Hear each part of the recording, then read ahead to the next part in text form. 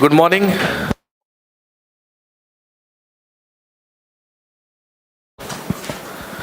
Good morning, नमस्कार, आदाब, सत श्री अकाल, वेलकम, सुस्वागतम भाई सभी लोगों का। स्वाति, शिवकांत, रवि रंजन, राहुल, अखिलेश, राजन, सूरज, अर्जुन, संजीव, श्रद्धा, प्रीति, इमरान, मेघना, धनकेश, सुभाष, गोलू, दिव्या, नीरज, हरिओम। बहुत सारे लोग हैं यहाँ पर जो सुबह सुबह उठ चुके हैं और सुबह सुबह उठकर एकदम तैनात हैं क्लास लेने के लिए। चलिए जी, आप सभी लोगों का हार्दिक स्वागत है, हार्दिक अभिनंदन है। कल क्लास नहीं हो पाई थी किसी कारणवश, बट आज क्लास होगी एज इट इज, और this is live class, absolutely live class. और आप सब जानते हैं तारीख है 3 जून 2020 और वक्त हो चला है 8:05। तो जी मैं बिल्कुल अच्छा हूँ और आई होप कि आप सारे के सारे लोग भी जबरदस्त होंगे बिल्कुल। तो सारे के सारे लोग यहाँ पर आ जाइए और जल्दी से मुझे बताइए कि हम लास्ट क्लास में क्या पढ़ रहे थे, उसके आगे से कहानी को आगे बढ़ाते हैं जी। पार्ट 1 कंप्लीट हो गया था, आज पार्ट 2 होगा जी, बिल्कुल पार्ट 2 होगा, ठीक है। किसी का कोई महत्वपूर्ण सवाल है तो टेक 2 मिनट्स, 2 मिनट और लगते हैं और जल्दी से पूछ लीजिए यहाँ पर। अगर किसी का कोई सवाल है अति महत्वपूर्ण जिसका आंसर कहीं से भी नहीं मिल पा रहा हो, ठीक है, ज़्यादातर चीज़ों के आंसर्स तो आपको मिल ही जाते हैं, लेकिन अगर किसी चीज़ का आंसर नहीं मिल पा रहा है तो यहाँ पर फटाफट से मुझे बता दीजिए। अगर कोई ऐसा सवाल रह गया हो जिसके बिना ज़िंदगी ठीक से ना बीत पा रही हो, गुजर बसर ना चल पा रहा हो, तो जल्दी से यहाँ पर पूछें। टेक 2 मिनट्स मोर, 2 मिनट और लेते हैं, उसके बाद कंटिन्यू करते हैं।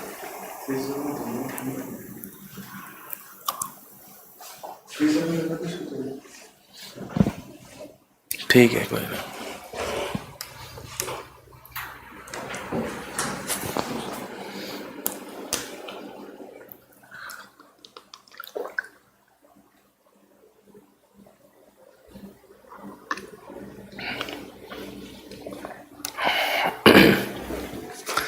बिल क्या है?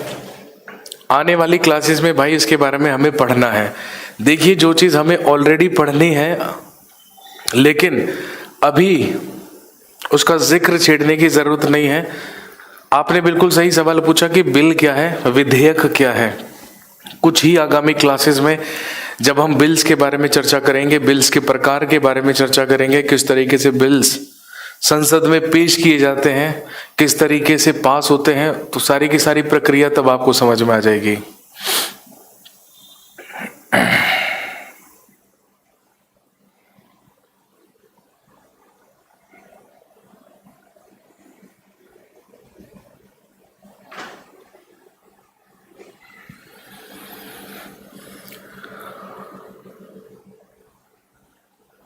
CAG, यार CAG के बारे में हम पढ़ेंगे आर्टिकल 148 में।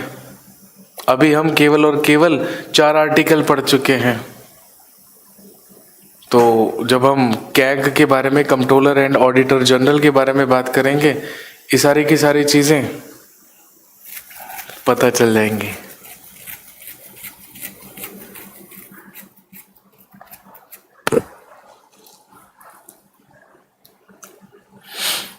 चलिए आगे बढ़ते हैं, कहानी को आगे बढ़ाते हैं।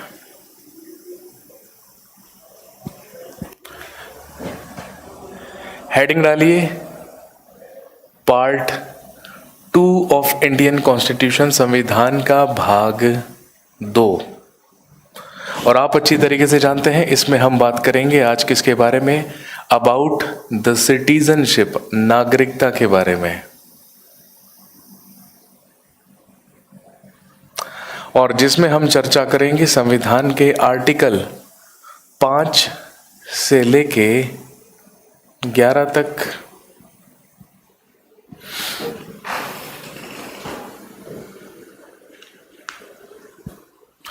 आर्टिकल 5 से लेके 11 तक सिटीजनशिप या नागरिकता के बारे में बात होगी, जो है हमारे संविधान का भाग 2।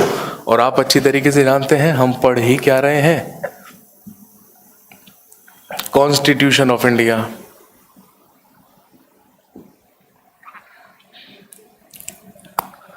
या भारतीय संविधान?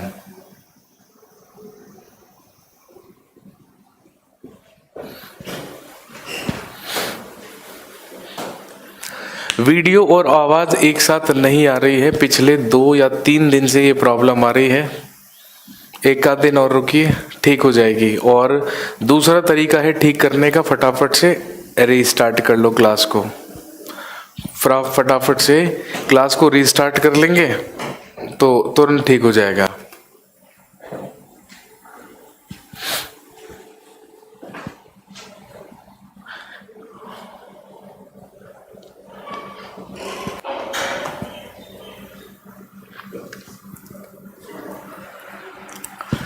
चलिए, अब मैं क्लास स्टार्ट कर रहा हूँ, अब मैं पढ़ाना स्टार्ट कर रहा हूँ। तो आई रिक्वेस्ट कि अब आप यहाँ पर बिल्कुल भी कमेंट ना करें, कमेंट्स करना बंद कर दीजिए। जब क्लास के अंत में आपसे कहा जाएगा तो फिर आप अपने कमेंट्स कीजिए यहाँ पर। अब हम क्लास स्टार्ट करते हैं।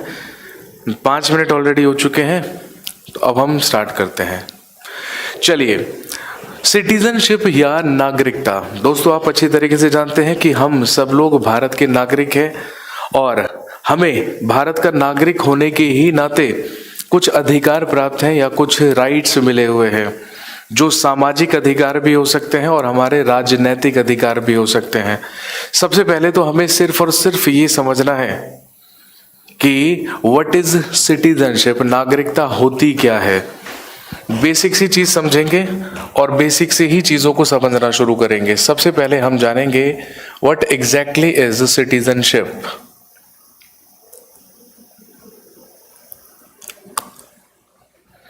या नागरिकता क्या है।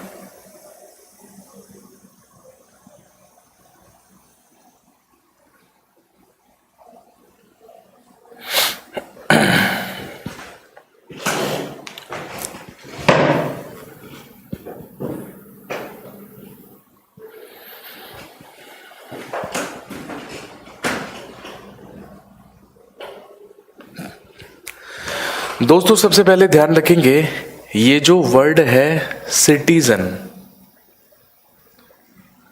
या नागरिक, अगर आप इसके शाब्दिक अर्थ के बारे में बात करें या इसके मीनिंग के बारे में बात करें तो ध्यान रखेंगे जो सिटीजन शब्द है, जो नागरिक वर्ड है, ये डेराइव हुआ है। सिटीजन का मतलब ही क्या होता है? इसका मतलब है रेजिडेंट ऑफ आ सिटी, या इसको आप हिंदी में कह सकते हैं नगर का निवासी।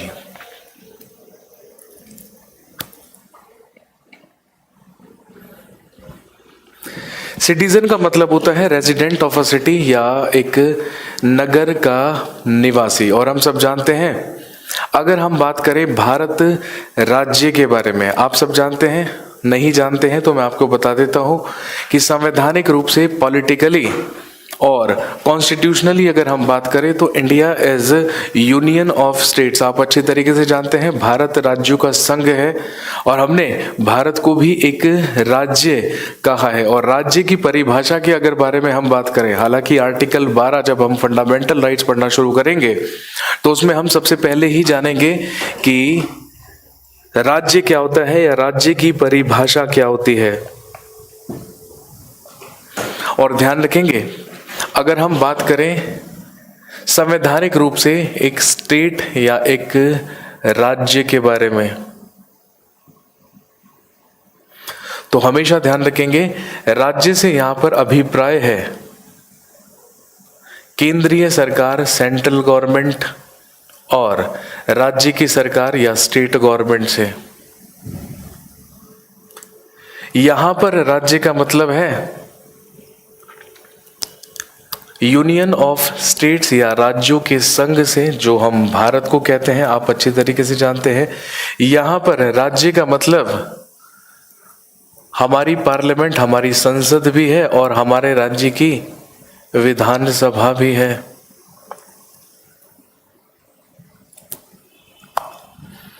और यहां पर हर वो व्यक्ति जो भारत का क्या है, पदाधिकारी या गवर्नमेंट ऑफिशियल्स ऑफ इंडिया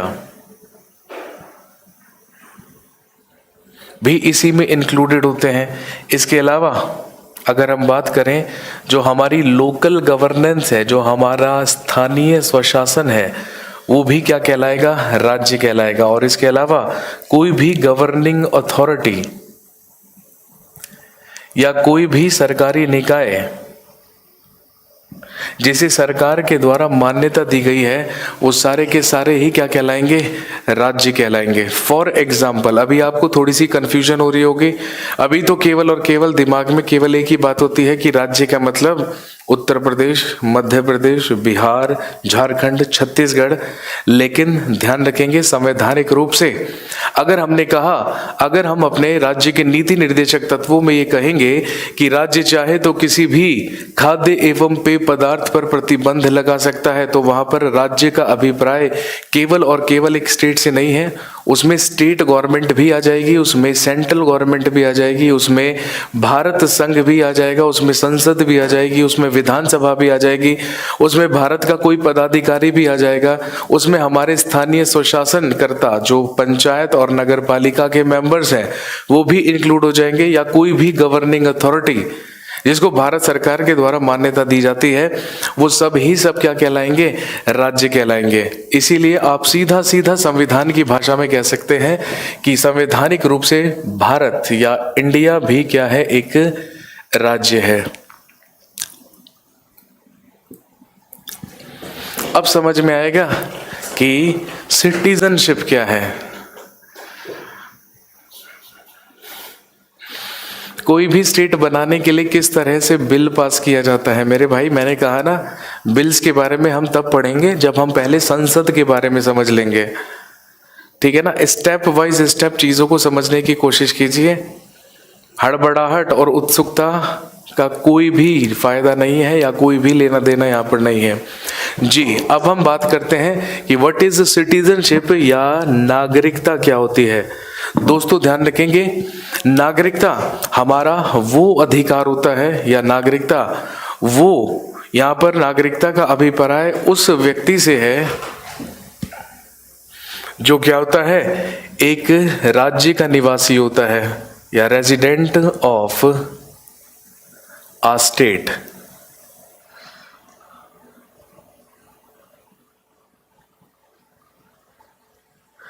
किसी भी व्यक्ति को किसी भी राज्य का नागरिक तब कहा जाएगा जब वह उस राज्य का निवासी होगा या उस राज्य का रेजिडेंट होगा। और ध्यान रखेंगे, उस व्यक्ति के पास उस राज्य के क्या होंगे, सोशल एंड पॉलिटिकल राइट्स।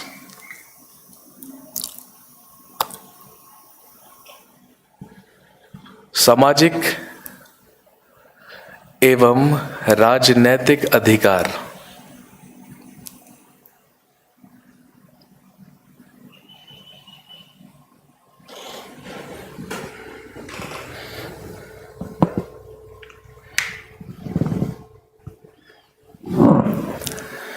किसी भी व्यक्ति को किसी भी राज्य का नागरिक तब कहा जाता है, तो क्या हम इंडिया को राज्य कह सकते हैं? जी हाँ, बिल्कुल।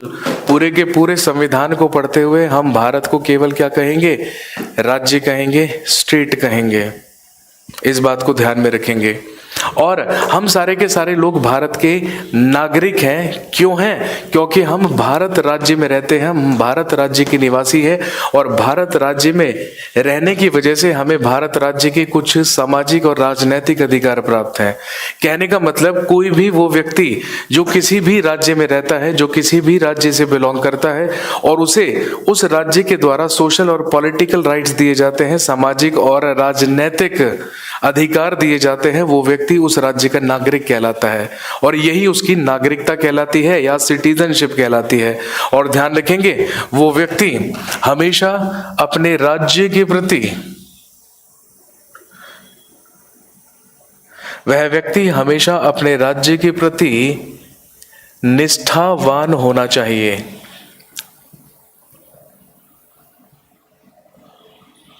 और आप कह सकते हैं कि he should be dedicated, he should be dedicated to his state।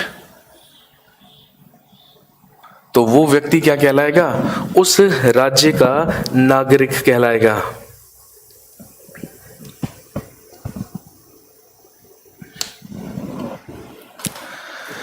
कोई भी व्यक्ति चाहे वो किसी भी राज्य से बिलोंग करता हो, तो वो उस राज्य का नागरिक तब कहलाता है जब वो उस राज्य का निवासी होता है। और ध्यान रखेंगे, उसे उस राज्य में सामाजिक और राजनीतिक क्या होते हैं? अधिकार प्राप्त होते हैं, और वो अपने राज्य के प्रति निष्ठावान होता है। लेकिन यहाँ पर एक कंडीशन है, क्या एक राज्य में केवल वही व्यक्ति रह रहा होगा जो उसी राज्य का होगा या उसके पास उसी राज्य की नागरिकता होगी? ये तो जरूरी नहीं है। ध्यान रखेंगे, आप सब जानते हैं कि हमारे देश में दो प्रकार के लोग रहते हैं। अब दो प्रकार के लोगों की अगर बात करें तो हमारे देश में रहते हैं भारत के नागरिक या सिटीजन ऑफ इंडिया। अब हमारे देश में या हमारे राज्य में निवास करने वाले लोग दो प्रकार के होंगे, या तो वो भारत का नागरिक होगा, या तो वो सिटीजन ऑफ इंडिया होगा, या फिर वो क्या होगा? फॉरेनर या विदेशी।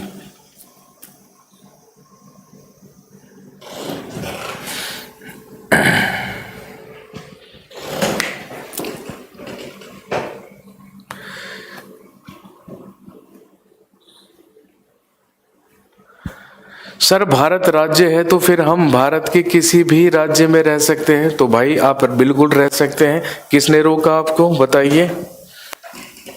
अगर आप कल को दिल्ली आकर दिल्ली में रहकर तैयारी करने लग जाएं तो क्या आपको दिल्ली से बाहर निकाल दिया जाएगा?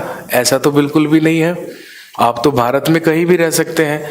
हालांकि पहले जम्मू कश्मीर का निवासी बनने का अधिकार नहीं प्राप्त था, पहले था ना भाई, हम हमारा मौलिक अधिकार ही है कि हम भारत संघ के किसी भी क्षेत्र में निवास कर सकते हैं।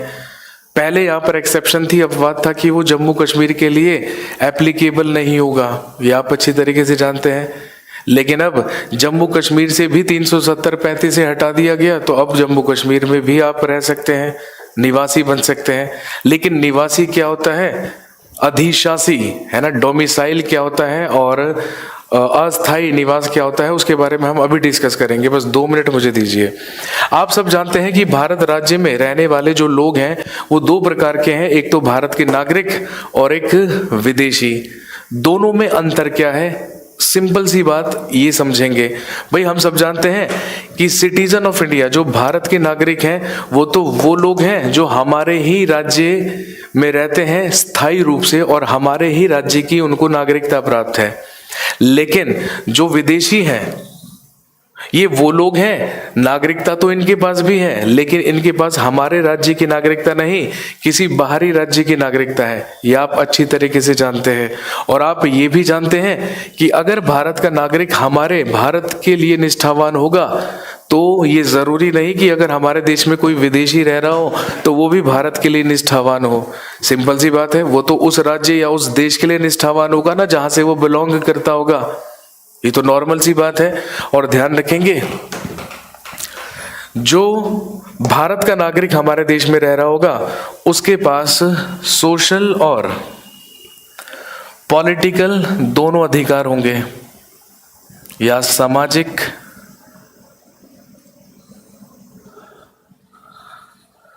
और राजनैतिक अधिकार। लेकिन ध्यान रखेंगे, जो विदेशी होते हैं they do not have social rights. इनके पास केवल क्या होते हैं? इनके पास राजनैतिक अधिकार या पॉलिटिकल राइट्स नहीं, केवल और केवल क्या होते हैं? सामाजिक अधिकार।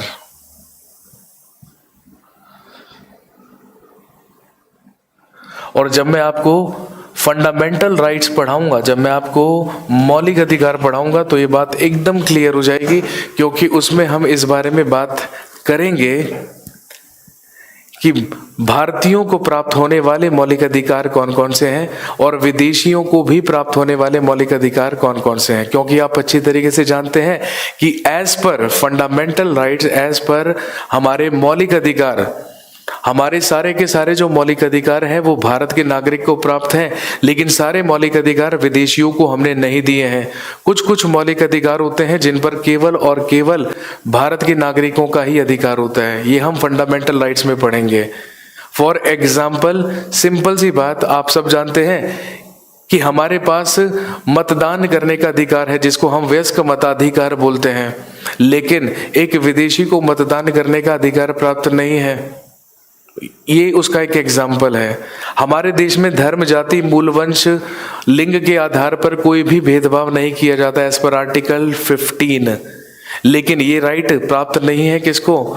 फॉरेनर्स को। वाक की स्वतंत्रता आर्टिकल 19 हमें मिला है, लेकिन वो विदेशियों को प्राप्त नहीं है। Foreigner means America, not only America, वो कोई भी देश जो विदेशी है उसी को हम क्या बोलेंगे? फॉरेनर बोलेंगे। ये आप अच्छी तरीके से जानते हैं।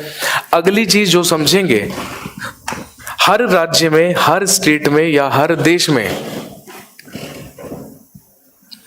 जो सिटीजन्स के अधिकार होते हैं वो आप अच्छी तरीके से जानते हैं। जो नागरिकता के अधिकार होते हैं वो पूर्ण रूप से, वो पूरी तरीके से कब मिलते हैं? हमारे वयस्क होने पर। और हर राज्य में, हर देश में व्यक्ति की जो वयस्क होने की आयु है वो निर्धारित है। जरूरी नहीं कि वो सारे के सारे देश में सेम हो। फॉर एग्जाम्पल, अगर हमारे देश में वयस्क होने की, एडल्ट होने की एज 18 वर्ष निर्धारित की गई है, तो ये जरूरी नहीं है कि दुनिया के बाकी राज्य या बाकी देशों में भी 18 वर्ष ही हो। लेकिन क्योंकि हम भारत का संविधान पढ़ रहे हैं तो आप अच्छी तरीके से जानते हैं कि हमारे देश में एडल्ट या वयस्क होने की जो आयु है वो कितनी है? 18 ईयर्स या 18 वर्ष।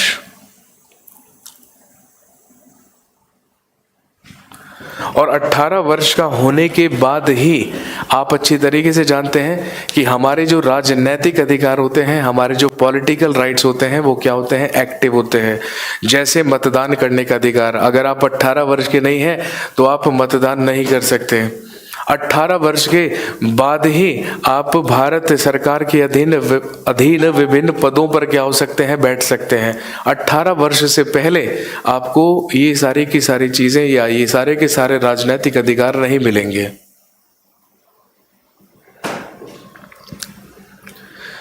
सर, विदेशी कितने भी टाइम इंडिया में बिना सिटीजनशिप के रह सकते हैं? मेरे भाई बिल्कुल, अगर उसके पास वीजा है, अगर वो बार बार वीजा रिन्यू कराकर भारत में रह रहा है तो वो विदेशी है, उसके पास भारत की नागरिकता नहीं है, तो वो रह सकता है, कोई भी दिक्कत नहीं है। हाँ, लेकिन अगर उसको ऐसा लगता है कि अब उसे भारत से वापस जाने की जरूरत नहीं है, अब उसे भारत की ही नागरिकता प्राप्त कर लेनी चाहिए, तो हमारे पास नागरिकता प्राप्त करने के भी तरीके हैं जो आज हम डिस्कस करने वाले हैं। तो आप सब जानते हैं कि जो अदनान सामी है उन्होंने पाकिस्तान की नागरिकता क्या कर दी है? त्याग दी है, और वो भारत की नागरिकता प्राप्त कर चुके हैं, वो भारत के नागरिक बन चुके हैं। ये आप अच्छी तरीके से जानते हैं।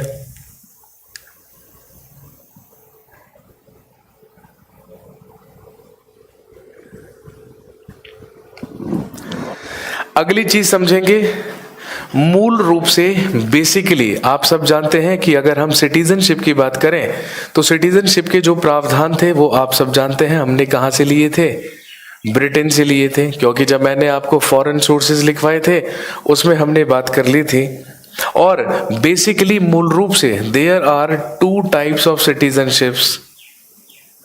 आप सब जानते हैं मूल रूप से 2 प्रकार की नागरिकता होती है।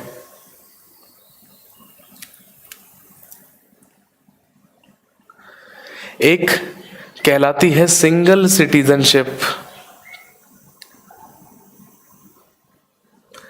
जिसे कहा जाता है एकल नागरिकता,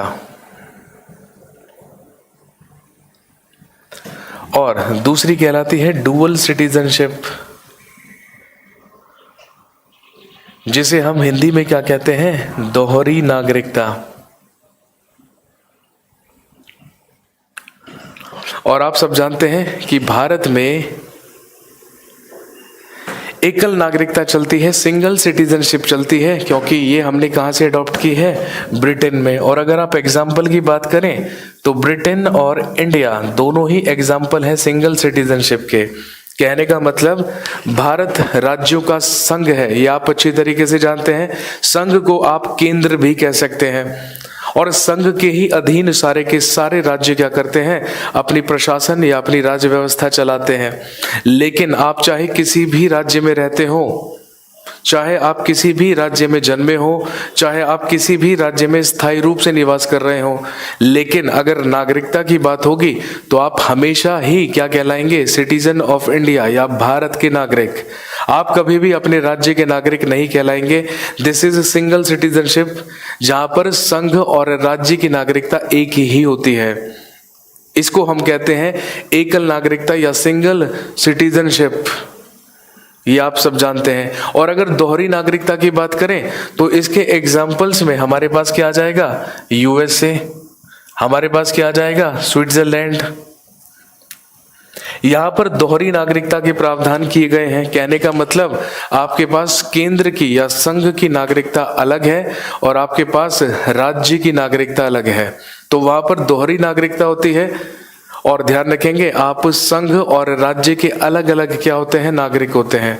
लेकिन this is not applicable for Indians. अगर आप भारत के नागरिक हैं तो आपके पास केवल और केवल एक ही नागरिकता होगी, इस बात को ध्यान में रखेंगे। अब तूने फेसबुक और इंस्टाग्राम पर देख लिया कि अक्षय कुमार के पास डबल सिटीजनशिप है, लेकिन वो चीज आपको तब तक समझ में नहीं आएगी जब तक मैं आपको PIO और OCI के प्रावधान नहीं बताऊंगा। इसलिए आपको अभी थोड़ी सी जबान बंद रखनी पड़ेगी, क्योंकि जब तक टॉपिक कंप्लीट नहीं होगा तब तक दिमाग में अक्षय कुमार और सानिया मिर्जा के ख्याल आएंगे। एक आदमी कह रहा सानिया मिर्जा की नागरिकता, अपनी नागरिकता का पता नहीं है ना, अक्षय कुमार और सानिया मिर्जा की नागरिकता की चिंता हो रही है लोगों को। पहले अपनी नागरिकता के बारे में तो समझ लीजिए भाई, वो बेहद जरूरी है।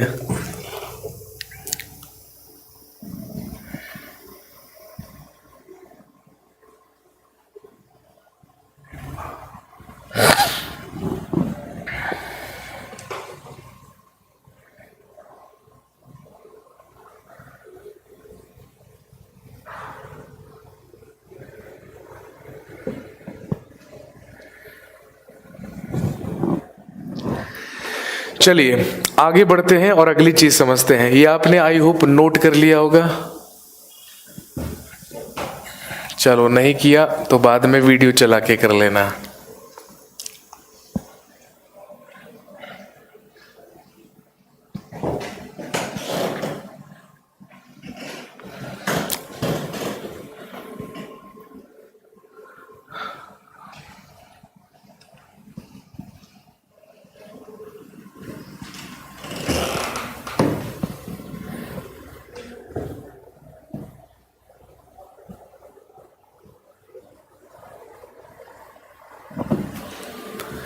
अब सबसे पहले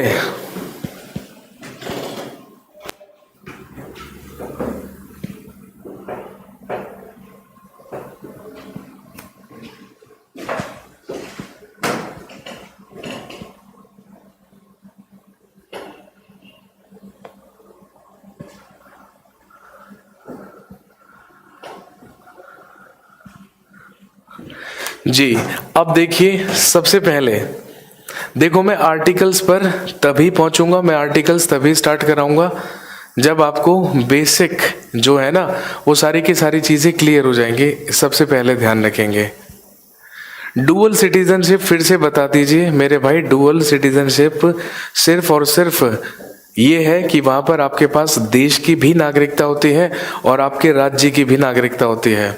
जैसे अमेरिका, अगर आप अमेरिका में जाएंगे, अगर आप अमेरिका के नागरिकों के बारे में बात करेंगे तो दे ऑल आर अमेरिकन्स, लेकिन अलग अलग राज्यों की भी उनके पास क्या है, नागरिकता है। अब for example I belong to Uttar Pradesh, मैं उत्तर प्रदेश से बिलोंग करता हूं और मैं उत्तर प्रदेश का अधिशासी हूं। कहने का मतलब है मेरे पास उत्तर प्रदेश का डोमिसाइल है, और आप सब जानते हैं डोमिसाइल क्या है, स्थायी निवास प्रमाण पत्र। स्थायी रूप से मैं कहाँ का निवासी हूँ? उत्तर प्रदेश का। लेकिन क्या मेरे पास उत्तर प्रदेश की नागरिकता है? बिल्कुल भी नहीं। मेरे पास नागरिकता तो केवल किसकी है? भारत की, citizenship of India. Uttar Pradesh की नागरिकता अलग से नहीं मिलेगी। अगर उत्तर प्रदेश की नागरिकता अलग से मिलेगी तो कहलाएगी दोहरी नागरिकता, तो कहलाएगी डुअल सिटीजनशिप। लेकिन हमारे देश में केवल और केवल एकल नागरिकता या सिंगल सिटीजनशिप का ही प्रावधान किया गया है। अब आप ये समझ लीजिए कि क्या फर्क होता है सिटीजन नागरिक और फॉरेनर में या विदेशी में। एक नागरिक और एक विदेशी के अंतर के बीच में अंतर क्या होता है?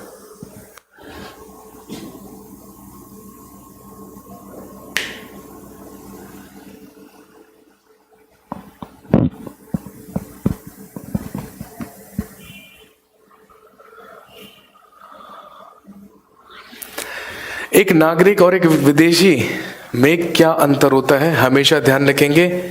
एक नागरिक वो होता है जो किसी भी राज्य में स्थायी रूप से निवास करता है। तो आप सब जानते हैं, इसका मतलब आप लिख सकते हैं permanent resident of a state, या किसी भी राज्य का स्थायी निवासी।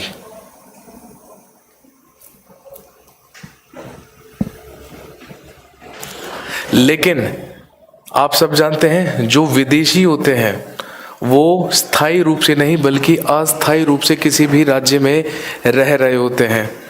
फॉर एग्जाम्पल यहां पर लिख सकते हैं temporary resident in a state, किसी भी राज्य में अस्थायी निवासी। अब हम सारे के सारे लोग स्थायी रूप से भारत में रहते हैं, या आप अच्छे तरीके से जानते हैं जब तक हमारे पास भारत की नागरिकता रहेगी तब तक हम स्थायी रूप से भारत में ही रहेंगे। अगर हम में से कोई भी व्यक्ति विदेश चला जाता है तो क्या भारत की नागरिकता समाप्त हो जाएगी? बिल्कुल भी नहीं होगी, क्योंकि हम वीजा लेकर कहाँ जाएंगे? विदेश में जाएंगे। और जब तक उस वीजा का ड्यूरेशन होगा, अवधि होगी, तब तक हम केवल उस राज्य में या उस देश में अस्थायी रूप से क्या कर सकते हैं? निवास कर सकते हैं। कहने का मतलब अगर हम बाहर चले गए तो हम वहां के राज्य के लिए, वहां के देश के लिए क्या बन जाएंगे? फॉरेनर बन जाएंगे, विदेशी बन जाएंगे। Same is applicable with our country. हम सारे के सारे लोग भारत में रह रहे हैं, हम स्थायी रूप से यहाँ पर रह रहे हैं, परमानेंटली रह रहे हैं, तो हम क्या है? सिटीजन है। लेकिन अगर कोई विदेशी यहाँ पर आकर टेम्परेरीली रह रहा है तो आप उसको क्या कहेंगे? फॉरेनर कहेंगे, विदेशी कहेंगे। ये तो आप अच्छी तरीके से जानते हैं कि ये बेसिक सा डिफरेंस होता है एक सिटीजन और एक फॉरेनर में। दूसरे डिफरेंस के बारे में अगर हम बात करें तो मैंने अभी आपको बताया एक नागरिक को सारे के सारे सोशल और पॉलिटिकल राइट्स दिए जाते हैं।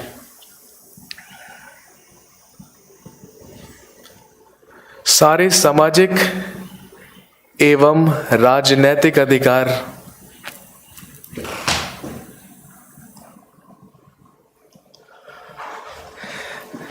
आगे बढ़ने से पहले मैं आपको एक और चीज बता देता हूं, ठीक है? करियर विल जब से शुरू हुआ तब से मैं यहाँ पर हिस्ट्री और पॉलिटी पढ़ा रहा हूँ। हर महीने एक जीएस स्पेशल का बैच बनता है। 16 जीएस 16th बैच अभी बना है और एक जीएस वीओडी बैच आया था। कहने का मतलब 17 जीएस के बैच आ चुके हैं। मैं 17 जीएस के बैचेस में पॉलिटी पढ़ा चुका हूँ। लेकिन हो सकता है आप में से कुछ लोग या आपके कोई दोस्त, आपके कोई मित्र मुझसे 1 साल पहले पढ़े हो, मुझसे 6 साल पहले पढ़े हो, और हो सकता है उसके नोट्स आपके पास आ जाएं, या हो सकता है जो पीडीएफ नोट्स मैं आपको अपलोड करवाऊं वो आपके पास आ जाए। तो हमेशा ध्यान रखना कि जो भी पीडीएफ नोट्स आपके पास अपलोड होंगे उसमें और लाइव क्लास में अंतर हो सकता है। अंतर का मतलब केवल और केवल कंटेंट कम और ज्यादा का अंतर हो सकता है, ठीक है ना?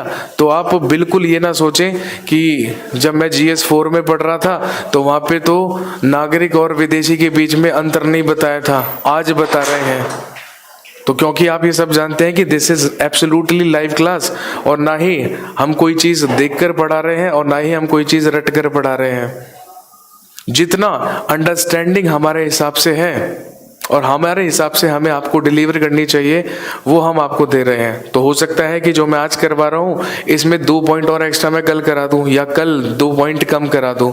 वो इस बात को बिल्कुल आप नजरअंदाज करके चलेंगे। इसीलिए मैं हमेशा कहता हूं कि रिकॉर्डेड बैच, अगर आपके पास रिकॉर्डेड वीडियो यूट्यूब से मिल जाती है या कहीं से भी मिल जाती है तो आप उसको जरूर पढ़ सकते हैं, लेकिन हमेशा फायदा होता है अगर आप लाइव बैच में पढ़ रहे हैं। तो इस चीज को हमेशा ध्यान रखेंगे। और ये बिल्कुल मत समझ लेना कि वहां पर कम करा दिया, यहां पर ज्यादा करा दिया, यहां पर ये करा दिया, वहां पर वो करा दिया, ठीक है। तो वो एब्सोल्युटली तो सेम नहीं हो सकता है, क्योंकि कुछ लोग इस चीज को भी कंपेयर करते हैं, ठीक है। लेवल ये है स्टूडेंट्स का कि मेरे पास ये भी मैसेज आ जाता है कि उस बैच में सर 40 क्लास में पॉलिटी हो गई थी और उस बैच में 41 क्लास में हुई, तो सर आपने उसमें कम क्लास क्यों ली। मेरे पास ये मैसेज आते हैं। भाई हो सकता है कि जिस बैच में 40 क्लास में पॉलिटी खत्म हो गई हो वहां पे बातचीत कम हुई हो, और हो सकता है जहां पर 41 क्लास लग गई हो वहां पर बातचीत ज्यादा हुई हो, आप लोगों ने कमेंट्स करके ज्यादा परेशान किया हो। तो आप उसको कंपेयर प्लीज बिल्कुल मत कीजिएगा, इस बात को ध्यान में रखेंगे। चलिए आगे बढ़ते हैं। जो भारत के नागरिक होते हैं, जो सिटीजन होते हैं, उनके पास सामाजिक और राजनैतिक अधिकार होते हैं, लेकिन विदेशियों को केवल और केवल सोशल राइट्स, सामाजिक अधिकार दिए जाते हैं, राजनैतिक अधिकार नहीं।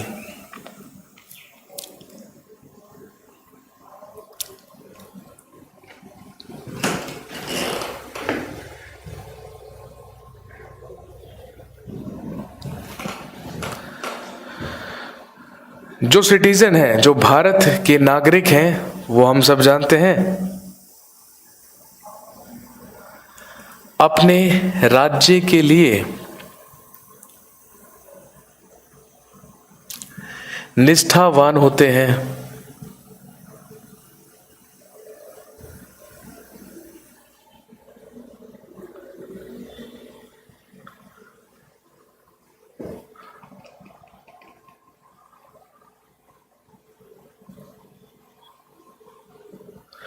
लेकिन जो विदेशी होते हैं, they are dedicated to that state from which they belong. लेकिन ये उस राज्य के लिए निष्ठावान होते हैं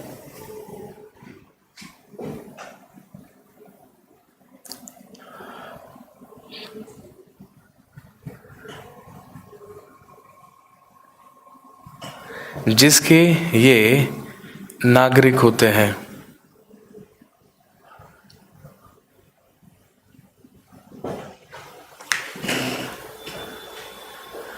अगर हमारे देश में हम रह रहे हैं और कोई विदेशी रह रहा है, तो हमसे तो ये उम्मीद की जा सकती है कि हम अपने देश के लिए पूरी तरीके से निष्ठावान रहें, क्योंकि हम स्थायी रूप से इसी राज्य में निवास करते हैं और हम इसी राज्य के क्या है, नागरिक हैं। लेकिन अगर यही एक्सपेक्टेशन आप किसी विदेशी से करें तो ऐसा बिल्कुल नहीं हो सकता। अगर कोई अमेरिकी भारत में आ गया और आप उससे कहें कि फटाफट से स्टैंड अप पोजीशन में, सावधान की पोजीशन में नेशनल एंथम गाना शुरू कर दीजिए, तो जरूरी नहीं कि वो गाए और जरूरी नहीं कि उसे गाना ही पड़ेगा। ऐसा नहीं है। वो उस राज्य के लिए, उस देश के लिए निष्ठावान रहेगा जहां से वो बिलोंग करता है। वो हमारे देश में केवल और केवल एक फॉरेनर है, केवल और एक केवल क्या है, विदेशी है।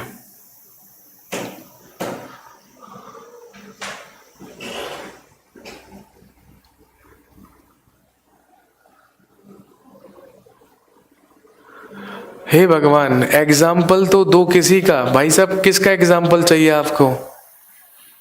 क्या आपको राजनीतिक और सामाजिक अधिकार का एग्जाम्पल चाहिए? ये मैं समझ नहीं पा रहा हूँ कि आपको किसका एग्जाम्पल चाहिए। भाई, एक भारत का नागरिक ही भारत का राष्ट्रपति बन सकता है ना, ये तो आप अच्छी तरीके से जानते हैं। वोट कर सकता है ना, तो ये क्या है, हमारे पॉलिटिकल राइट्स है ना, राजनीतिक अधिकार है। ये विदेशियों को प्राप्त नहीं है। अब इसमें एग्जाम्पल क्या मैं किसी का नाम लिख कर दूं आपको, ये बताइए। वो तो सारे के सारे विदेशियों के लिए क्या होगा, एप्लीकेबल होगा ना, ये तो सिंपल सी बात है।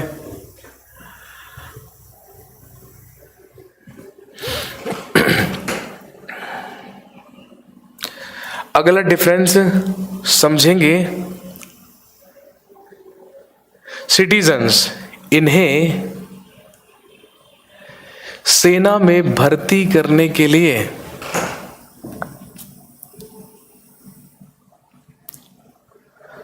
बाध्य किया जा सकता है,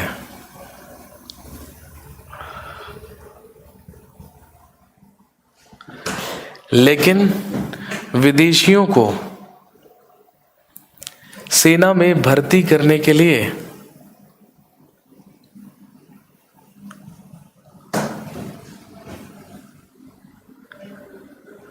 बाध्य नहीं किया जा सकता।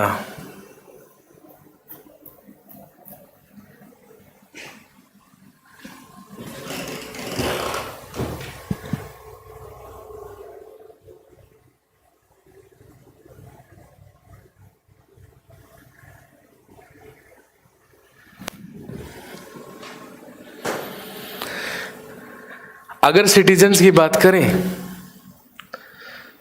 तो ये राज्य की सीमा में कहीं भी निवास कर सकते हैं,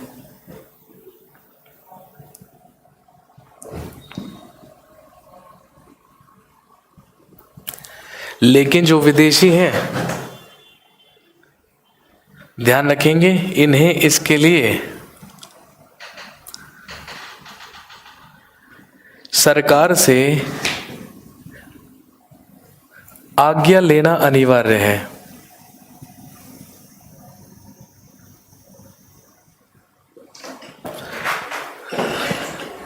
जल्दी से नोट कर लीजिए, ये बेसिक से डिफरेंस है एक सिटीजन और एक नागरिक के बीच।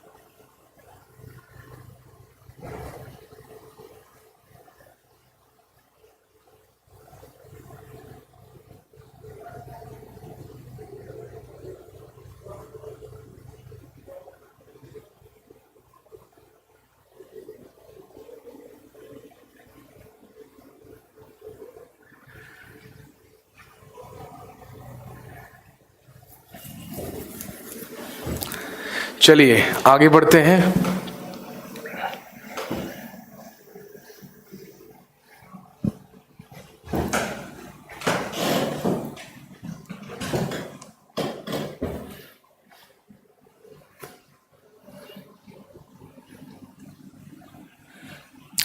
और एक छोटी सी चीज और समझेंगे, कॉन्सेप्ट।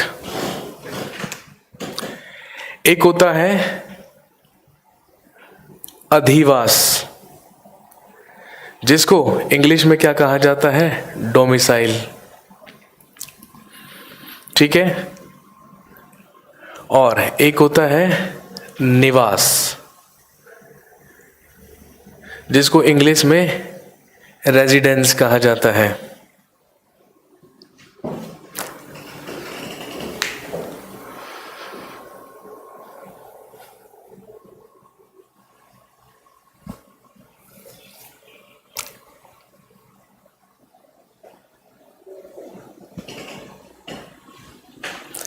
एक होता है अधिवास और एक होता है निवास। दोनों में माइनर सा डिफरेंस है, इस बात को ध्यान में रखेंगे। अधिवास या डोमिसाइल का मतलब क्या होता है, इसका मतलब है स्थायी घर। या परमानेंट होम।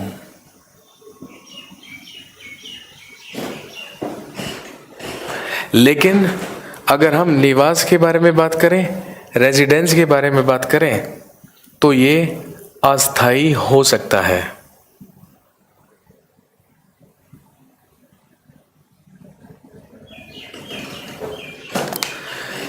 एग्जाम्पल आप अच्छी तरीके से समझ जाएंगे। अधिवास या डोमिसाइल का मतलब स्थायी घर है, कहने का मतलब परमानेंट होम। अगर आप किसी भी राज्य से बिलोंग करते हैं या आप किसी भी क्षेत्र या किसी भी जगह से बिलोंग करते हैं और वहीं पर आप अनिश्चित काल के लिए रहना चाहते हैं और वहीं पर आपने क्या बना लिया है, अपना रेजिडेंट बना लिया है, अपना निवास बना लिया है, लेकिन स्थायी रूप से बनाया है, वहीं पर आपका घर भी है, that is known as domicile. और आने वाले फ्यूचर में आप उसे अनिश्चित काल के लिए वहां पर रहना चाहते हैं और आपका कोई भी प्लान नहीं है उस जगह को छोड़ने का, दैट इज नोन एज अधिवास। वो क्या कहलाता है, डोमिसाइल कहलाता है। लेकिन अस्थायी रूप से अगर आप कहीं पर भी रह रहे हैं या भले ही आप कहीं पर रह रहे हैं तो आप उसको क्या कह सकते हैं, निवास या रेजिडेंस कह सकते हैं। For example I belong to Uttar Pradesh, ठीक है, but right now I am living in Mukherjee Nagar Delhi. तो आप ध्यान रखेंगे, मैं अधिवासी तो हमेशा कहाँ का रहूंगा, उत्तर प्रदेश का रहूंगा, लेकिन मैं आजकल निवासी कहाँ का हूं, दिल्ली का। This is the main difference. I hope ये बात क्लियर हो गई होगी।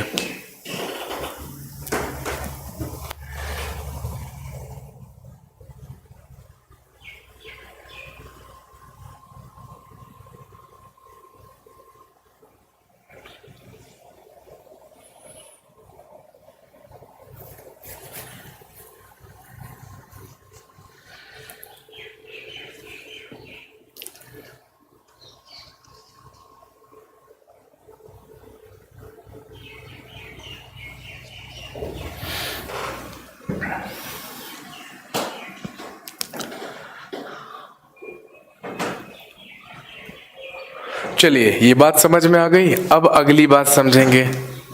मैंने आपको बताया डोमिसाइल या अधिवास, तो ध्यान रखेंगे डोमिसाइल या अधिवास के भी क्या होते हैं, दो प्रकार होते हैं। एक होता है बेसिक डोमिसाइल या मूल अधिवास, ठीक है, और एक कहलाता है एक्वायर्ड डोमिसाइल या अर्जित अधिवास। एक होता है बेसिक डोमिसाइल और एक होता है एक्वायर्ड डोमिसाइल।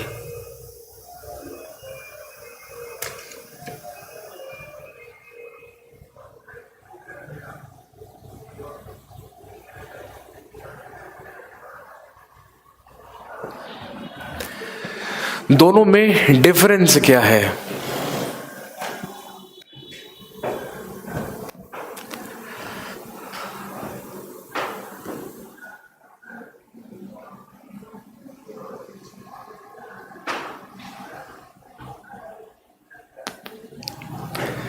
विवेक सर की क्लास क्यों नहीं हो रही है? मैंने कल तो मेरी क्लास नहीं थी, एक दो दिन और लगेंगे, ठीक है, क्योंकि विवेक सर अभी होम टाउन गए हुए हैं और एक दो दिन में वो वापस आ जाएंगे। जैसे ही वो वापस आ जाएंगे आपकी क्लास तुरंत रिज्यूम कर दी जाएगी, परेशान होने वाली बात नहीं है।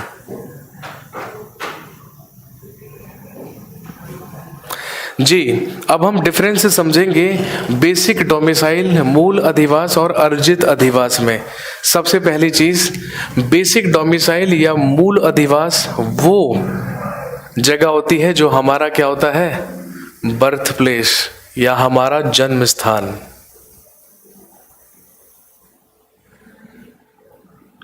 ये वो जगह होती है जहां पर हमारे पेरेंट्स या जहां पर हमारे माता पिता स्थायी रूप से निवास करते हैं।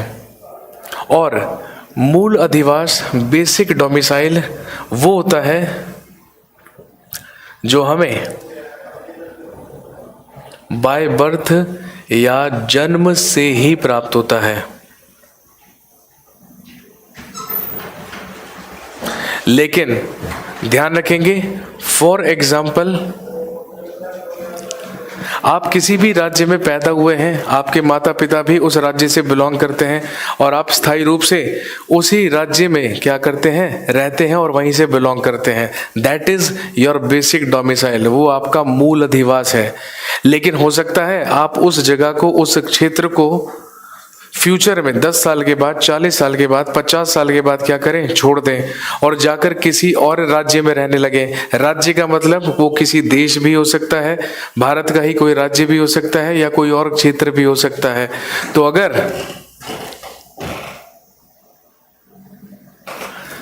अगर आप मूल स्थान छोड़कर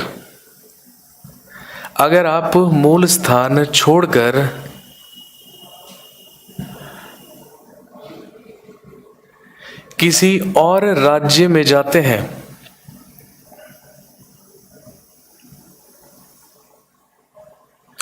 और वहां पर जाकर आप रजिस्ट्रेशन या अप्लाई करके वहां का डोमिसाइल प्राप्त करते हैं और वहां का स्थायी निवासी बन जाते हैं, तो फिर आपका डोमिसाइल क्या कहलाएगा, फिर आप क्या है, एक्वायर्ड डोमिसाइल है, फिर आप अर्जित अधिवासी हैं। इस बात को ध्यान में रखेंगे।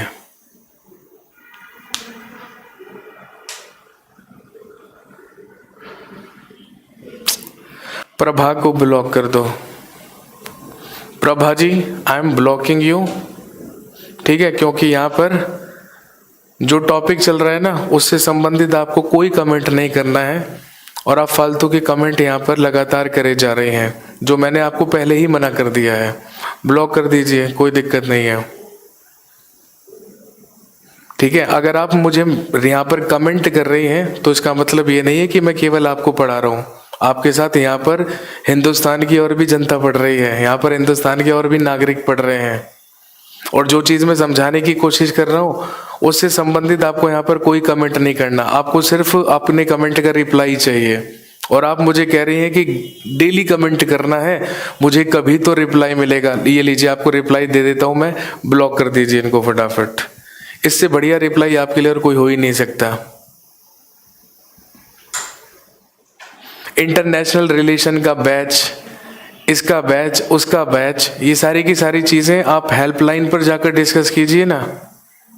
ये वहां पर उसके लिए हेल्पलाइन बनाई हुई है, हेल्प डेस्क बनाई हुई है, वहां पर ईमेल कीजिए। आप क्लास के बीच में मुझे भी डिस्टर्ब कर रहे हैं और पूरे के पूरे क्लास को भी डिस्टर्ब कर रहे हैं, क्या मतलब है ये?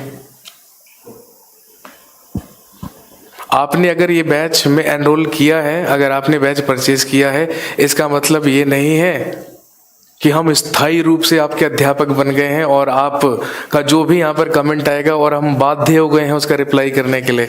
मैं केवल और केवल उसी कमेंट का रिप्लाई करता हूँ जहाँ पर टॉपिक से संबंधित कोई सवाल होता है और मुझे लगता है कि ये सारे के सारे लोगों के लिए बेनिफिशियल है। इस बात को हमेशा ध्यान में रखें। बट आपको बात समझ में नहीं आएगी जब तक आप ब्लॉक नहीं होंगे। जी,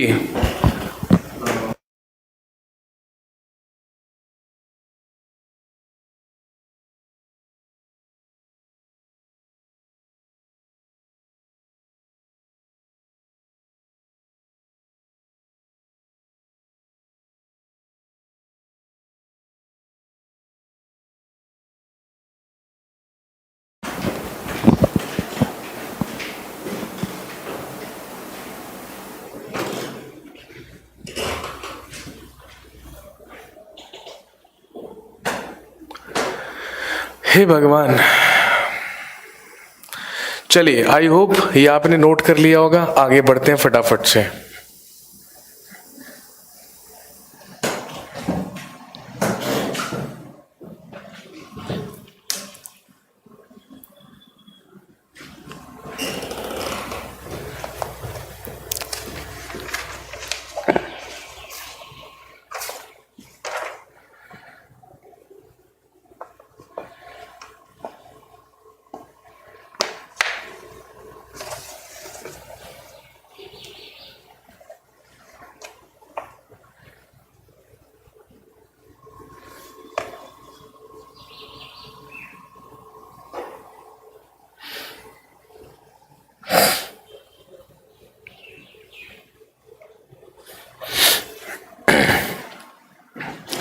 अब आपको समझ में आ गया इंडियन कौन होते हैं, फॉरेनर्स कौन होते हैं, नागरिक कौन होते हैं, विदेशी कौन होते हैं, डोमिसाइल क्या है, ये सारी की सारी चीज़ें मैंने आपको बता दी। अगली चीज़ जो इम्पोर्टेंट है समझनी, जो आपने जिसका प्रयोग हजारों बार किया होगा, कई सौ बार किया होगा, लेकिन आज भी दिमाग में कन्फ्यूजन बनी होगी कि भाई इसका मतलब क्या है। अब सबसे पहले समझ लीजिए एंग्लो इंडियंस कौन होते हैं या आंग्ल भारतीय कौन है। जब आप मॉडर्न इंडिया पढ़ते हैं, जब आप हिस्ट्री पढ़ते हैं, तो बार बार हम बात कर रहे होते हैं Anglo Sikh war, Anglo Mysore war, Anglo Maratha war, ये हम बात कर रहे होते हैं। लेकिन यहाँ पर एंग्लो इंडियंस का मतलब क्या है, आज भी हम बात करेंगे कि लोकसभा में 2 आंग्ल भारतीयों की नियुक्ति राष्ट्रपति के द्वारा की जाती है।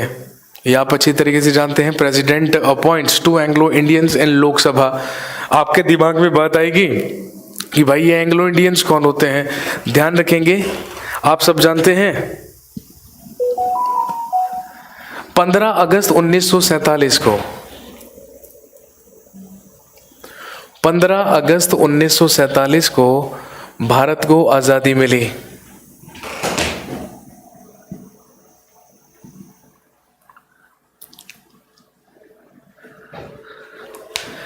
इससे पहले यहाँ पर ब्रिटिश रूल चल रहा था, इससे पहले यहाँ पर ब्रिटिश राज चल रहा था। लेकिन ध्यान रखेंगे ये वो लोग हैं जो आज़ादी के बाद भारत को छोड़कर वापस कहाँ नहीं गए, ब्रिटेन या इंग्लैंड वापस नहीं गए, या फिर कोई भी वो व्यक्ति जो मूल रूप से या जो स्थायी रूप से भारत में रह रहा था, वो था क्या, ब्रिटिशर, लेकिन वो आज़ाद होने के बाद भारत छोड़कर वापस नहीं गया। हालांकि हमने कहा कि 15 अगस्त 1947 को भारत आज़ाद हुआ और अंग्रेज भारत से वापस लौट गए, लेकिन सारे अंग्रेज तो वापस नहीं लौटे ना, सारे यूरोपियंस तो वापस नहीं लौटे ना। तो ध्यान में रखेंगे वो लोग जो आज़ादी के बाद भी यहाँ पर बने रहे, लेकिन वो मूल रूप से क्या थे, ब्रिटिशर्स थे या यूरोपीय संघ के मेंबर्स थे। वो लोग स्थायी रूप से यहीं पर रहने लगे और उन्हीं लोगों को हम क्या कहने लगे, उन्हीं लोगों को हम कहने लगे एंग्लो इंडियंस या आंग्ल भारतीय।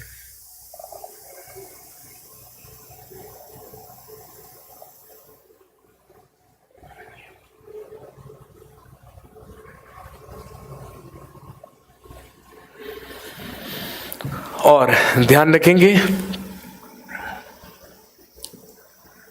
डेफिनेशन या आंग्ल भारतीयों की परिभाषा के बारे में साफ साफ उल्लेख किया गया है।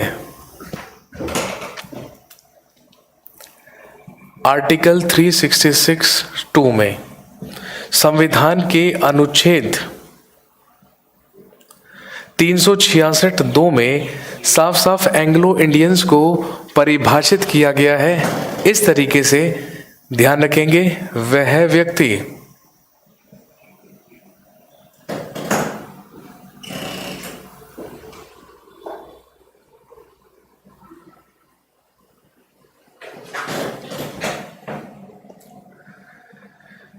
जो भारत का अधिवासी है। अब आपको पता है अधिवासी का मतलब क्या है। वह व्यक्ति जो भारत का अधिवासी है लेकिन उसके पूर्वज यूरोपीय संघ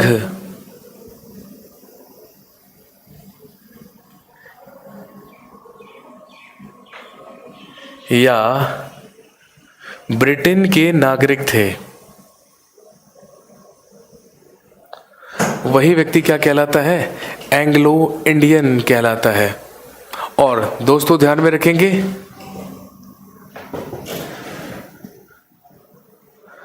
वह भारत का अधिवासी भी है और इसका जन्म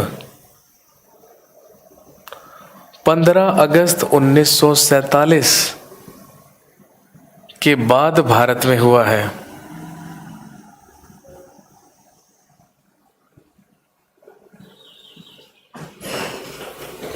ये सारे के सारे लोग क्या कहलाएंगे? एंग्लो इंडियंस कहलाएंगे। और दूसरी चीज आप अच्छी तरीके से जानते हैं, दूसरा प्रावधान एंग्लो इंडियंस के लिए संविधान के आर्टिकल 331 में किया गया है। संविधान का अनुच्छेद 331 या 331, और आर्टिकल 331 में साफ साफ क्या है? Reserved seats in Lok Sabha for Anglo Indians.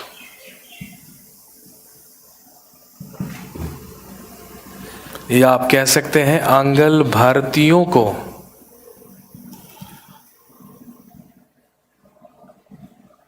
Lok Sabha में आरक्षण।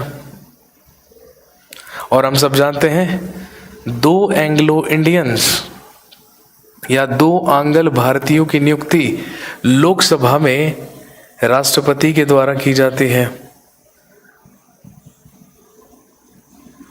As per article 331। अरे वाह, ऐसे कोई पर्सन का नेम बता दो जो एंग्लो इंडियन हो। चलिए जी, ऐसा ही बता देते हैं, हो सकता है तब समझ में आ जाए।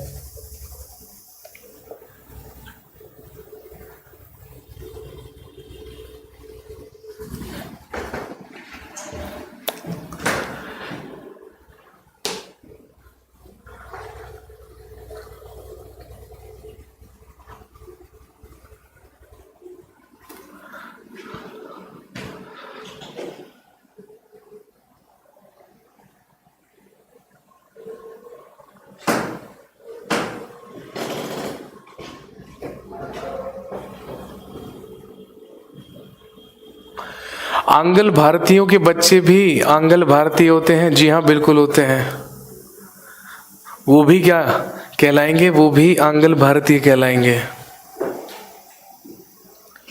यूरोपियन कोई भी हो सकते हैं। यूरोपियन का मतलब केवल यूरोपीय संघ, members of European union.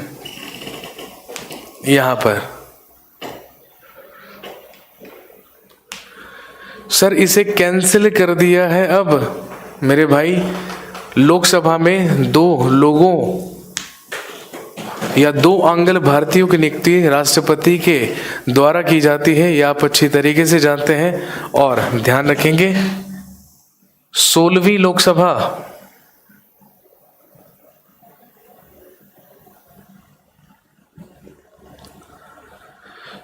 Lok Sabha में भी राष्ट्रपति के द्वारा 2 आंग्ल भारतीयों की नियुक्ति लोकसभा में की गई है। अब आप ये बोलेंगे, क्योंकि जब मैं आपको पढ़ाऊंगा कि लोकसभा क्या है और लोकसभा में 2 आंग्ल भारतीय होते हैं, तो आप तुरंत मेरे से क्या बोलेंगे? जल्दी से हमें वो नाम लिखवा दो जो लोकसभा के 2 एंग्लो इंडियन मेंबर्स हैं। आप यही बोलेंगे ना? बिल्कुल यही बोलेंगे। और आप एग्जाम्पल भी नाम लेकर मांग रहे हैं तो आप उन्हीं के नाम लिख लीजिएगा जो 16वीं लोकसभा में लोकसभा के 2 आंग्ल भारतीय सदस्य हैं। और ध्यान रखेंगे, पहले व्यक्ति डॉक्टर रिचर्ड हे।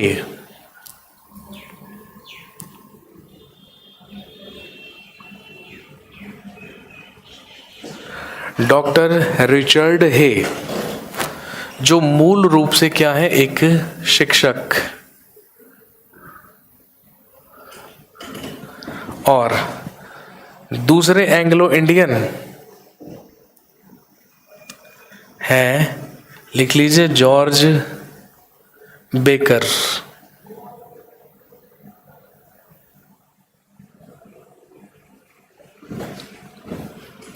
जो एक प्रख्यात फेमस क्या है?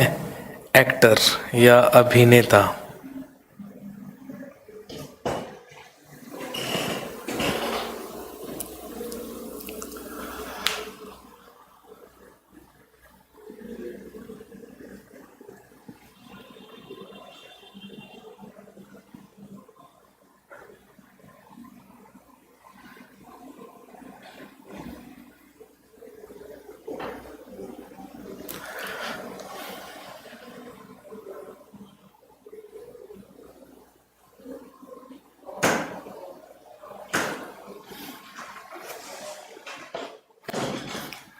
CAA में एंग्लो इंडियन को निकाला जाएगा क्या? अरे भाई साहब, सिटीजनशिप अमेंडमेंट एक्ट जब पढ़ेंगे ना भाई, आप सब जानते हैं सिटीजनशिप जो एक्ट है वो 1955 में आया था, और 1955 के बाद उसमें कई बार संशोधन हो चुके हैं, कई बार उसमें अमेंडमेंट्स हो चुके हैं। लेटेस्ट CAA था, तो उसके बारे में जब डिस्कस करेंगे ना सारी चीज बता दूंगा भाई क्या है उसमें। 2 एंग्लो इंडियंस की नियुक्ति अनिवार्य है। अरे भाई संविधान में लिखा हुआ है, और जो बात संविधान में लिखी है आप उसको कैसे बदल सकते हैं? संविधान में 2 सीटें आरक्षित रखी गई हैं एंग्लो इंडियंस के लिए। अरे एंग्लो इंडियंस का काम क्या होता है? वो मेंबर ऑफ पार्लियामेंट है भाई, मेंबर ऑफ लोकसभा है। यही तो दिक्कत है ना, यही तो दिक्कत है, क्योंकि जब तक बेसिक चीज क्लियर नहीं होती ना तब तक ऐसे ही डाउट उठते हैं।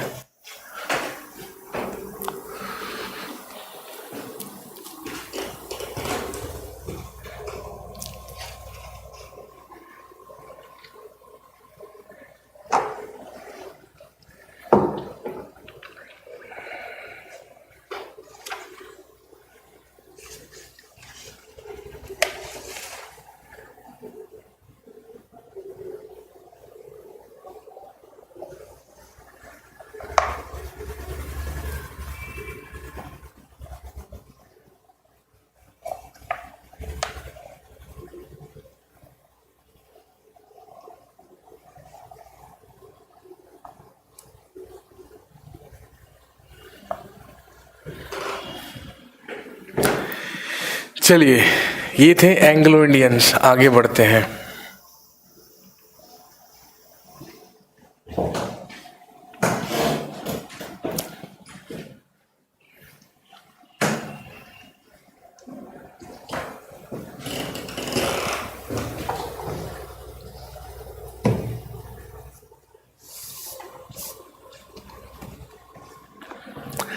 अगली चीज ध्यान रखेंगे, लीगली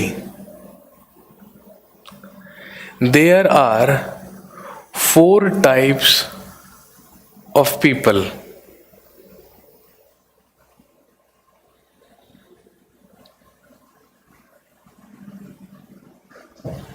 ये आप कह सकते हैं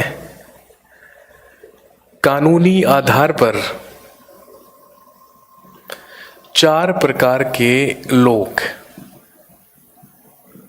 समझ लीजिए, क्योंकि आगे चलकर ये परेशान करेंगे आपको।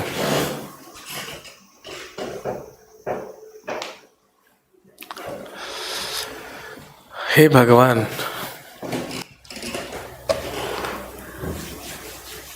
चलिए 9:12 हुए ना। चलिए 1 मिनट रुकिए, बस 1 मिनट में कंटिन्यू करता हूँ। मैं जरा पानी ले आऊं।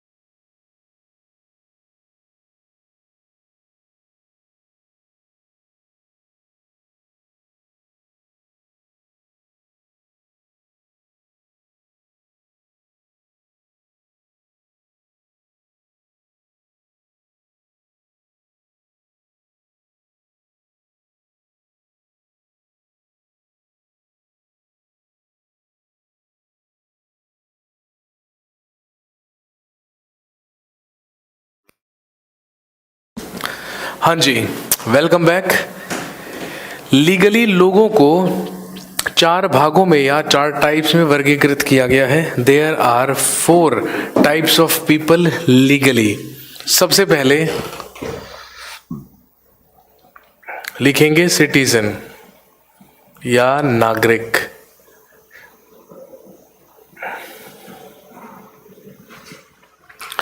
सबसे पहले होते हैं सिटीजन। क्या कैरेक्टरिस्टिक्स हैं हम सब जानते हैं।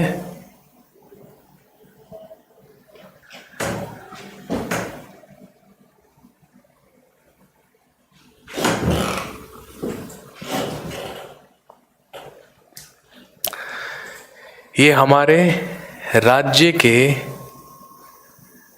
स्थायी निवासी हैं।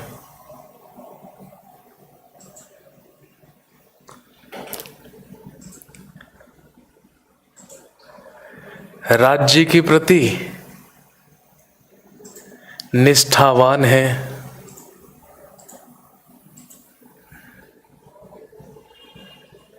इस राज्य की ही नागरिकता रखते हैं।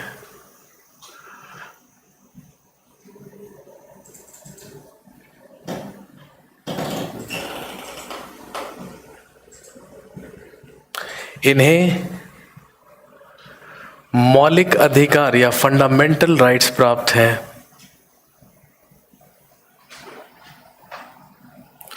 और ये अपने मौलिक कर्तव्यों का पालन करते हैं। They follow their fundamental duties.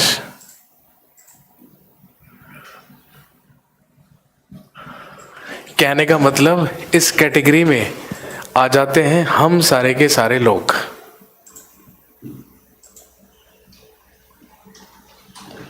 History special का बैच कब आएगा मेरे भाई? 12 मई को आया था, ठीक है, और पूरा का पूरा मई उसमें एडमिशन ओपन रहे। 31 तारीख को एडमिशन बंद हो गए। एडमिशन लेने की एक लिमिट है, जैसे ही वो पूरी होगी तुरंत एडमिशन बंद कर दिए जाएंगे। जब अगला बैच आएगा तो अनाउंस कर दिया जाएगा। जिसे भी लेना है इंतज़ार कीजिए, या और किसी को लेना तो उसको इंतज़ार करने के लिए बोलिए। यहाँ पर कुछ लोग लिख रहे हैं कि उस बैच में एडमिशन ओपन करा दो, उसमें ओपन करा दो। वो ओपन भी किसी में नहीं होंगे। इंतज़ार कीजिए, जब नेक्स्ट बैच आएगा तो आपको बता दिया जाएगा। जी, सबसे पहला जो टाइप है लोगों का वो क्या है? सिटीजन, नागरिक। हम सब जानते हैं हम सारे के सारे लोग भारत राज्य के स्थायी निवासी हैं। हम भारत में रहते हैं परमानेंटली, ये बात आप अच्छी तरीके से जानते हैं। दूसरी चीज, हम सारे के सारे लोग देशभक्त हैं और अपने राज्य अपने देश के लिए पूरी तरीके से निष्ठावान हैं। बिल्कुल सही बात। हम भारत की ही नागरिकता रखते हैं। हम सब लोगों के पास भारत की ही सिटीजनशिप है, ये भी बात सही है। और हम सारे के सारे लोगों को भारत का नागरिक होने के नाते क्या मिले हैं? फंडामेंटल राइट्स मिले हैं या मौलिक अधिकार मिले हैं। और दूसरी चीज, हम सारे के सारे लोग अपने फंडामेंटल ड्यूटीज या अपने मौलिक कर्तव्यों का क्या करते हैं? पालन करते हैं। इसीलिए हम क्या कहला रहे हैं? सिटीजन ऑफ इंडिया, भारत के नागरिक।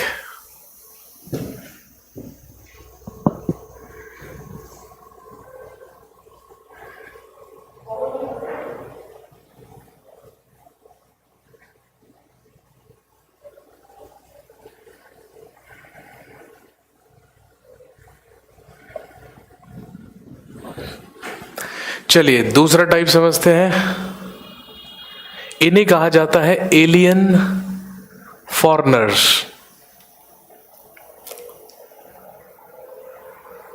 ये कहलाते हैं एलियन फॉरेनर्स, या जिसे आप विदेशी या अन्य देशीय व्यक्ति कह सकते हैं।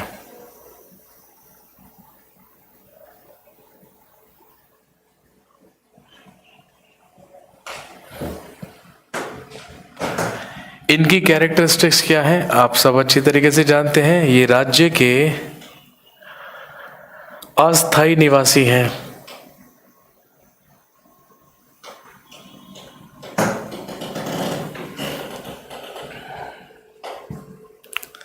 इन्हें विदेशी राज्य की नागरिकता प्राप्त है।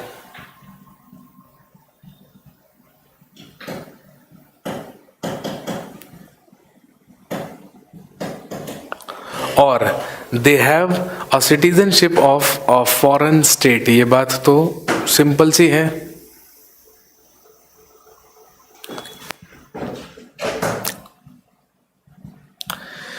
They do not have all fundamental rights. इन्हें सभी मौलिक अधिकार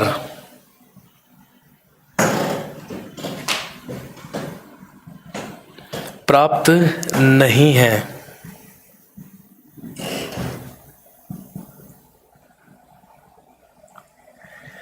ये किसी अन्य राज्य के प्रति निष्ठावान है। ऑब्वियसली उस राज्य के लिए निष्ठावान होंगे जहां से ये बिलोंग करते होंगे। वो कोई भी देश हो सकता है। अब वो देश कौन सा हो सकता है भाई? सिंपल सी बात है। मैंने कहा कि ये लोग विदेशी हैं। ये वो लोग हैं जो विदेशों में रहते हैं या किसी अन्य देशों में रहते हैं। और अगर अन्य देशों के बारे में बात की जाए तो ध्यान रखेंगे अन्य देश भी, अन्य देश या अदर कंट्री या अदर स्टेट भी दो प्रकार के होते हैं, समझ लीजिए। एक होता है फ्रेंड कंट्री या मित्र देश, और एक होता है एनिमी कंट्री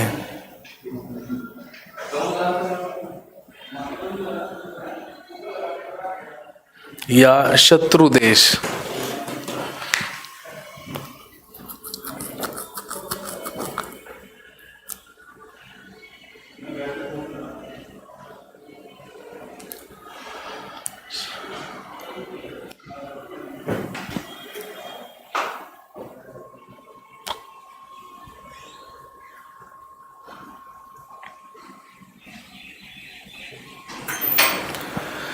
अगर हम बात यहाँ पर विदेश की कर रहे हैं या किसी अन्य देश की कर रहे हैं तो ध्यान रखेंगे उसकी भी दो कैटेगरीज हैं, वो भी दो टाइप के हैं।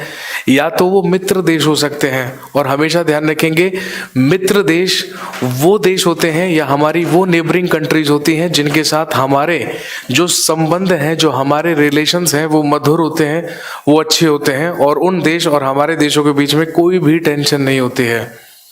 उसको हम क्या कहेंगे? फ्रेंड कंट्री, उसको हम कहेंगे मित्र देश। लेकिन ध्यान रखेंगे एनिमी कंट्री या शत्रु देश वो देश होता है या वो राज्य होता है जिससे हमारी लड़ाई चल रही हो, जिससे हमारी वॉर चल रही हो, जिससे हमारी कोल्ड वॉर चल रही हो, वो एनिमी कंट्री या वो शत्रु देश की कैटेगरी में आ जाता है। और आप सब जानते हैं अगर हमारे राज्य में कोई विदेशी रह रहा है तो ऑब्वियस सी बात है वो मित्र देश का भी हो सकता है और शत्रु देश का भी हो सकता है, लेकिन उन्हें ट्रीट करने का जो तरीका है वो अलग अलग हमारी सरकार की तरफ से हो सकता है, बिल्कुल हो सकता है। इसीलिए आपने सुना होगा ऑन अराइवल वीजा स्कीम। कई सारे ऐसे हमारे मित्र देश हैं जो भारत के साथ ऑन अराइवल वीजा स्कीम क्या करते हैं? शेयर करते हैं। फॉर एग्जाम्पल चलिए मॉरिशस के बारे में बात करते हैं। आप अच्छी तरीके से जानते हैं कि मॉरिशस, और अगर इंडिया के बारे में बात करें तो आप अच्छी तरीके से जानते हैं कि जो फॉरेन इन्वेस्टमेंट है वो हमेशा सबसे ज़्यादा कहाँ से आया करता था? मॉरिशस से ही आया करता था। लेकिन हालांकि अब आप जानते हैं कि सिंगापुर नंबर 1 पर पहुंच चुका है। अब सिंगापुर में से ही हमारे पास सबसे ज़्यादा फॉरेन इन्वेस्टमेंट आता है, लेकिन ये पहले मॉरिशस से आया करता था। मॉरिशस हमारा मित्र देश है, और अगर आप मॉरिशस जाना चाहें तो आप बिना वीज़ा के वहाँ पर 2 महीने तक रह सकते हैं। क्यों रह सकते हैं? क्योंकि हमारे और मॉरिशस के जो संबंध है वो सही है, वो मधुर है। लेकिन दूसरी तरफ अगर आप पाकिस्तान जाने के बारे में बात करो, यूएसए जाने के बारे में बात करो, हालांकि USA is not our enemy country, लेकिन उन देशों में रूल्स एंड रेगुलेशंस क्या हो जाते हैं? ज़्यादा हो जाते हैं। और अगर चलो आप शत्रु देश के बारे में बात कर लें तो पाकिस्तान ले लीजिए, चाइना ले लीजिए, आपको आसानी से वहाँ पर जाने के लिए वीज़ा नहीं मिलेगा। पहले आपको वीज़ा के लिए अप्लाई करना होगा, सारी की सारी जांच होगी, निरीक्षण होगा, बैंक बैलेंस तक चेक होगा, उसके बाद कहीं जाकर आपको परमिशन दी जाएगी। This is the difference between a friend country and an enemy country. तो ये लोग क्या कहलाते हैं? ये लोग एलियन फॉरेनर्स या अन्य देशीय व्यक्ति कहलाते हैं। नोट कर लीजिए फटाफट से अगर अभी तक नहीं किया है तो।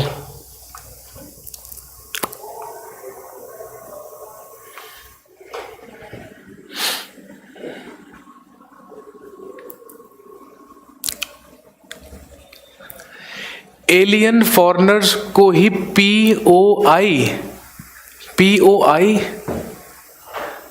या पीआईओ, क्या कहना चाह रहे हो? पीआईओ कहना चाह रहे हो या पीओआई?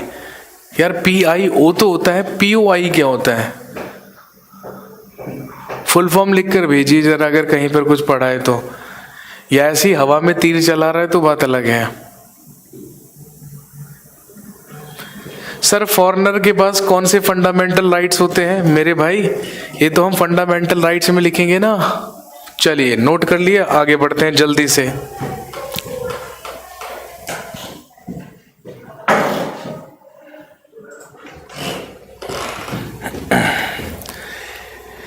तीसरी कैटेगरी होती है, लिख लीजिए, स्टेटलेस पर्सन। तीसरी कैटेगरी होती है स्टेटलेस पर्सन, जिसको आप हिंदी में क्या कह सकते हैं? राज्य विहीन व्यक्ति।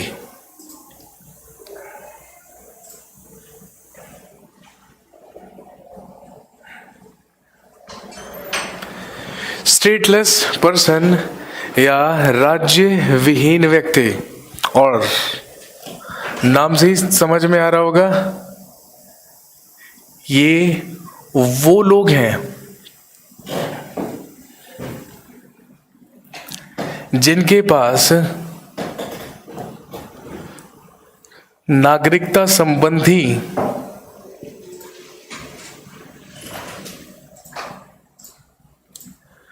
कोई वैध दस्तावेज नहीं होता।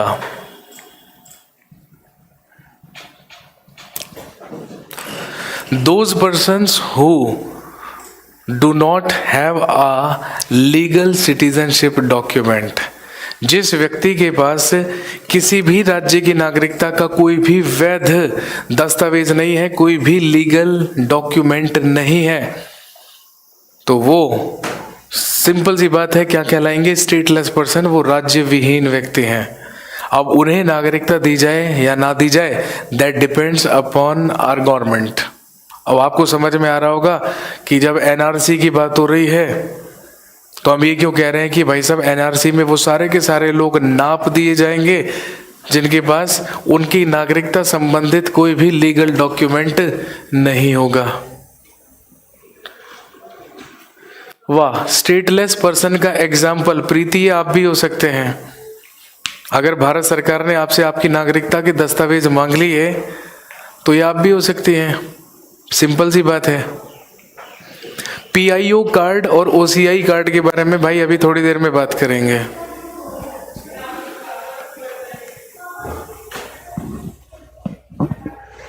इसके बाद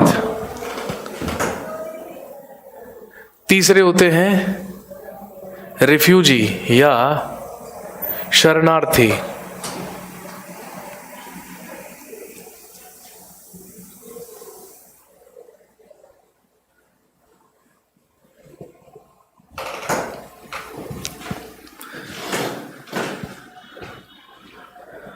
चौथी कैटेगरी के जो व्यक्ति होते हैं वो रिफ्यूजी कहलाते हैं और वो शरणार्थी कहलाते हैं। और दोस्तों ध्यान रखेंगे, अपने राज्य में भेदभाव होने के कारण, अपने राज्य में भेदभाव होने के कारण भारत में बुलाए गए लोग,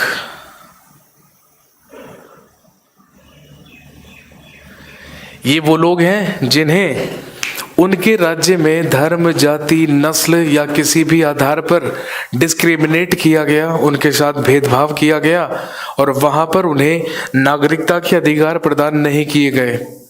तो हमने उन लोगों को भारत में क्या कर लिया, शरणार्थी बनाकर या रेफ्यूजी बनाकर शामिल कर लिया।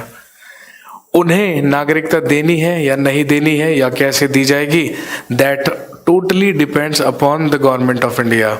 ये पूरी तरीके से भारत सरकार पर क्या करेगा, निर्भर करेगा।